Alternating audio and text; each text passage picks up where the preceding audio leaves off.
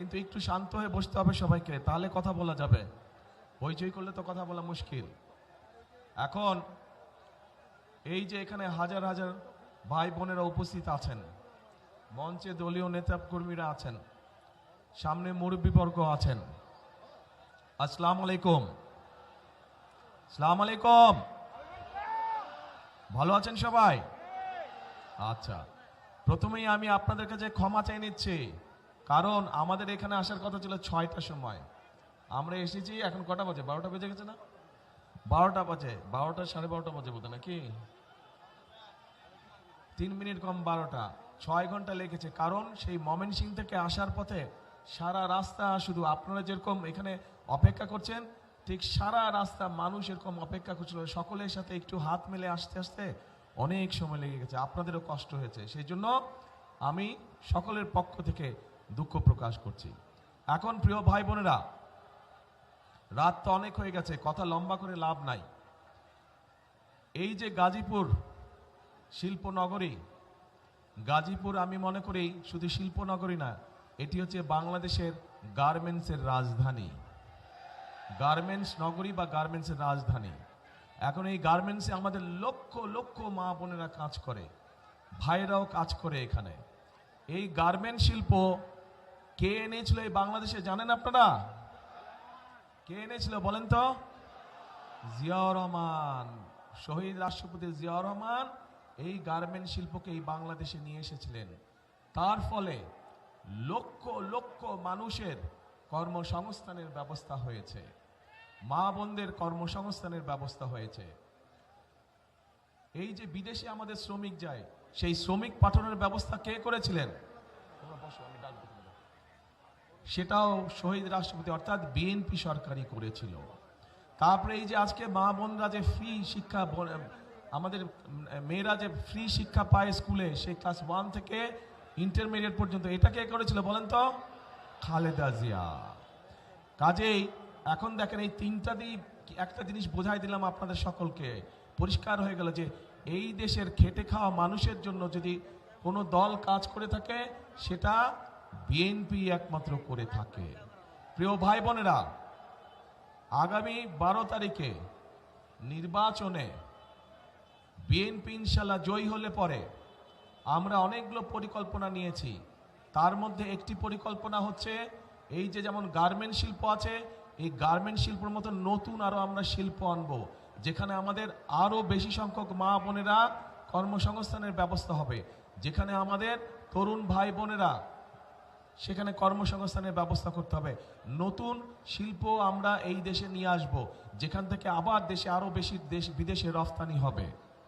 এখন শুধু সেটাই নয়, আমরা এই যে লক্ষ লক্ষ মা বোনেরা আছে, এই মা বোনদের কথা চিন্তা করে আমরা আরেকটি পরিকল্পনা গ্রহণ করেছি। এই খেটে খাওয়া মানুষদের জন্য, যেই মারা খেটে খায়, কষ্ট করে সারাদিন পরিশ্রম করে, সেই মায়েদের জন্য আমরা দলমত নির্বিশেষে প্রত্যেকটি মায়ের জন্য, বিশেষ করে খেটে খাওয়া মা যারা, তাদের জন্য আমরা একটি কার্ড দেব, যেটির নাম ফ্যামিলি কার্ড। এবং সেইখানে সেই কার্ডের মাধ্যমে আমরা প্রত্যেকটি মায়ের পরিবারের কাছে সরকারের পক্ষ থেকে একটি সহযোগিতা পৌঁছে দিতে চাই, যেন মাস শেষে তাদের কষ্ট কিছুটা কম হয়। কেমন লাগলো পরিকল্পনা? আচ্ছা, এছাড়াও গাজীপুরের বিভিন্ন জায়গায় বহু মানুষ আছেন যারা চাষাবাস করে না? চাষাবাস করে মানুষ, বহু কৃষক আছে। এই কৃষক ভাইদেরকে আমরা সহযোগিতা করতে চাই, এবং সেই জন্য কৃষক ভাইদের জন্য আমরা একটা কৃষক কার্ড তৈরি করেছি, যেই কার্ডের মাধ্যমে আমরা কৃষক ভাইদের কাছে সহযোগিতা পৌঁছে দেব, যাতে করে কৃষক ভাইদের উপকার হয়। এর বাইরে আমরা শুধু গাজীপুর জেলার জন্য, এই যে গাজীপুর, এই গাজীপুরের জন্য আমরা কতগুলো চিন্তা ভাবনা করেছি, এই এলাকার মানুষের বিভিন্ন সমস্যার কথা চিন্তা করে।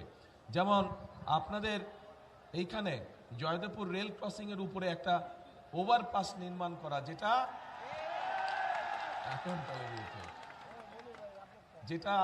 নির্মাণ করলে আপনাদের এখানে যে বিআরটি প্রকল্প আছে, এইটা বাস্তবায়ন করে এই যে যানজট, অসহ্য যানজট, এই যানজট যাতে দূর হয়, আপনারা যাতে সহজে চলাফেরা করতে পারেন, ইনশাল্লাহ এইটা আমরা বাস্তবায়ন করব।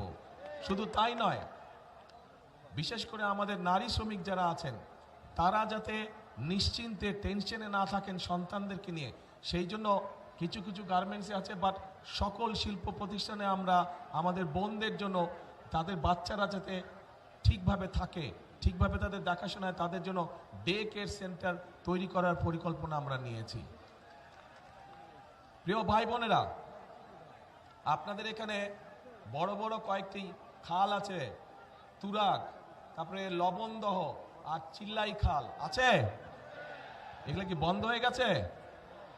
এগুলো পানি আছে না নাই? চলে?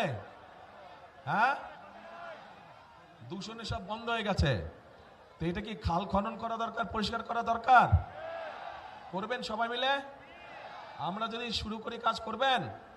কারা কারা যাবেন হাত তুলেন, কারা কারা পরিষ্কার যাবেন? ঠিক আছে, ইনশাল্লাহ 12 তারিখে ধানের শীষকে যদি বিজয় করে নিয়ে আসেন, এই তিনোটাকে দূষণ মুক্ত করব আমরা, তিনোটা খালকে পুনর্খনন করব আমরা, যাতে এখান দিয়ে পরিষ্কার পানি চলাচল করতে পারে। ইয়েস, লাগারে লাগা ধান লাগা। প্রিয় ভাই বোনেরা, আপনাদের এখানে শ্রমিক ভাইদের জন্য আমরা আমাদের একটি পরিকল্পনা আছে যে তাদের আবাসনের সমস্যা আছে, বিরাট সমস্যা আছে আবাসনের, তাদেরকে স্বল্প মূল্যে যাতে থাকার ব্যবস্থা করা যায় সেটিরও একটি পরিকল্পনা আছে আমাদের শ্রমিক ভাইদের জন্য। এখন এই যে এই পরিকল্পনাগুলো আমরা গ্রহণ করেছি, এই পরিকল্পনাগুলোর পাশাপাশি আমরা নারীদের জন্য ফ্যামিলি কার্ড, কৃষক কার্ড করছি কৃষকদের জন্য। এছাড়াও আপনাদের সকলের কাছে, বিশেষ করে মা বোনদের কাছে এবং শিশুদের কাছে চিকিৎসা সেবা পৌঁছে দেওয়ার জন্য আমরা প্রত্যেকটি এলাকায় এলাকায় একজন করে আমরা হেলথ কেয়ারার দিতে চাই, যাতে করে মায়েরা এবং বাচ্চারা ছোটখাটো অসুখের চিকিৎসা ঘরে বসেই তারা পেতে পারে, সেই ব্যবস্থা আমরা করতে চাইছি। সবার আগে বাংলাদেশ। বুঝলাম তো, সবার আগে বাংলাদেশ, কিন্তু আমার পরিকল্পনাগুলো ভালো লোক না খারাপ লোক কিছু কয়ও না, বুঝিও না। ঠিক আছে পরিকল্পনাগুলা? তো এগুলা কাম করা যায়? আচ্ছা, তো করা গেলে বলবেন তো ভাই, কি বলছি না বলছি, ভালো লাগলো না লাগলো বলবেন তো, নাহলে কেমন করে বুঝবো? এখন প্রিয় ভাই বোনেরা, কিন্তু এই কাজগুলো যদি আমাদেরকে করতে হয়, তাহলে তো কি করতে হবে? এই কাজগুলো যদি বাস্তবায়ন করতে হয় বিএনপিকে, তাহলে আপনাদের কি করা লাগবে? হ্যাঁ, ধানের শীষকে জয়যুক্ত করা লাগবে। দাঁড়ান তো, প্রার্থী কারা কারা আছেন দাঁড়ান, আপনারা আমাদের গাজীপুরের প্রার্থী সামনে আসেন, এখানে এই পাশ দিয়ে দাঁড়ান, আমার ডান সাইড দিয়ে দাঁড়ান সবগুলো। জি, সবাই ডান পাশ দিয়ে দাঁড়ান, দাঁড়াও। আরে কি কনফিউজ ব্যাপারে, দাঁড়াও না এখানে। এদেরকে চিনেন?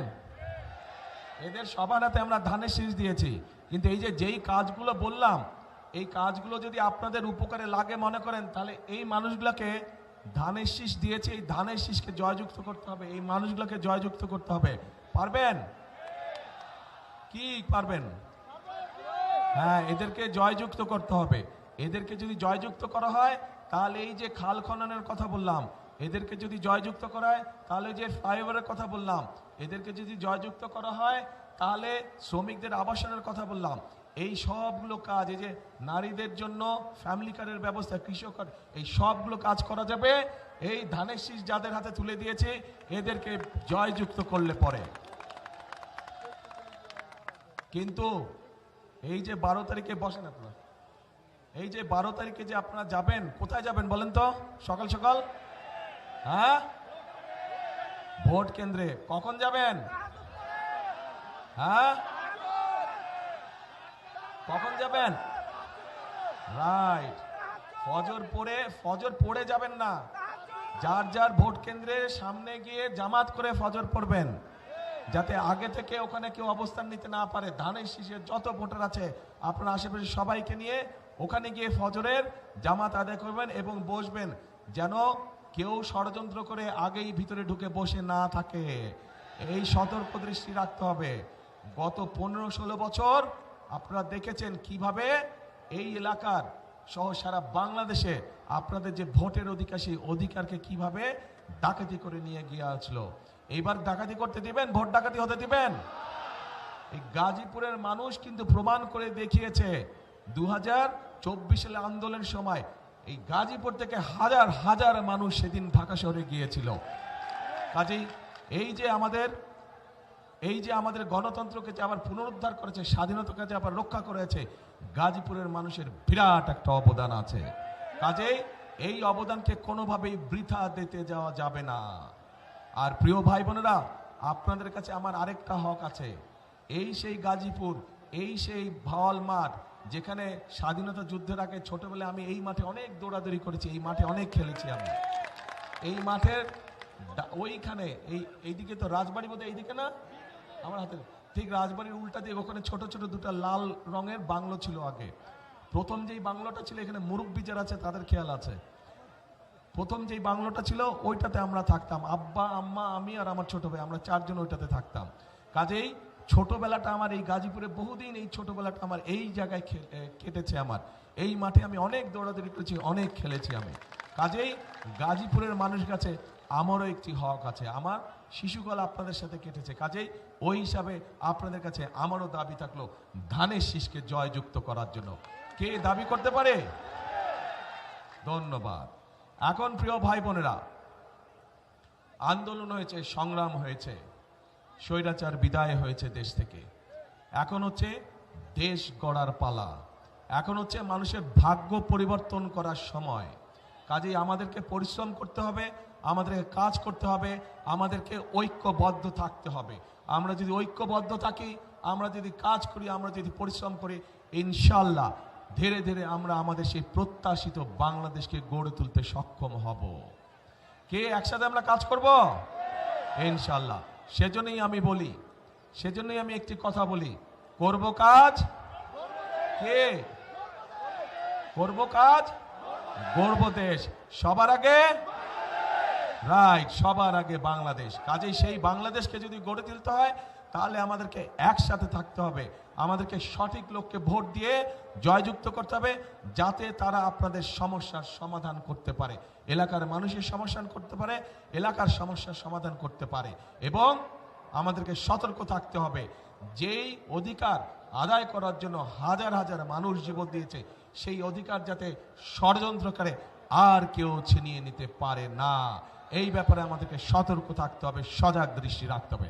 প্রিয় ভাই বোনেরা, ইনশাল্লাহ খাল খনন কর্মসূচিতে আপনাদের সাথে আবারও ইনশাল্লাহ দেখা হবে, কিন্তু সেটা 12 তারিখের পরে। আপনারা ধানের শীষকে জয়যুক্ত করলে পরে ইনশাল্লাহ আমরা খাল খনন শুরু করব।